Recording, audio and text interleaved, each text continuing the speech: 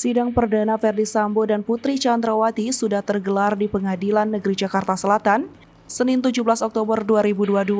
Dalam dakwaan dan nota bantahan, Yosua Huta Barat dituduh melecehkan Putri Chandrawati.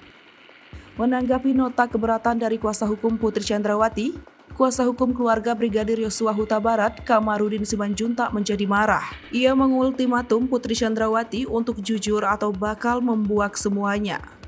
Kamarudin mengatakan Putri merupakan otak pembunuhan yang sebenarnya. Ia memiliki peran yang sadis dalam pembunuhan Yosua Huta Barat. Kronologi pelecehan menurut Kamarudin Simanjuntak. Kamarudin mengatakan Putri mencoba menggoda Yosua agar mau memperkosanya. Namun Yosua langsung menolak mentah-mentah rayuan ibu 4 anak itu. Yosua yang merasa itu merupakan aib, ia berlari meninggalkan Putri. Lalu Kamarudin mematahkan keterangan pengacara Ferdy Sambo dengan fakta Yosua dipanggil ke kamar. Menurutnya, tidak mungkin pelaku pelecehan dipanggil untuk ngomong berdua di dalam kamar.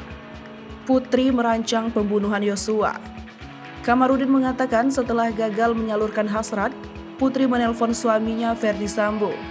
Ia memprovokasi Ferdy Sambo agar mau membunuh Yosua Huta Barat, termasuk Putri yang merancang untuk menyuap lembaga dan DPR RI. Putri juga memiliki peran merancang strategi pembunuhan dengan ikut rapat di Rumah Saguling Jakarta Selatan di lantai 3. Kendati demikian, Bribka RR juga memiliki kesalahan dengan membiarkan terjadi pembunuhan.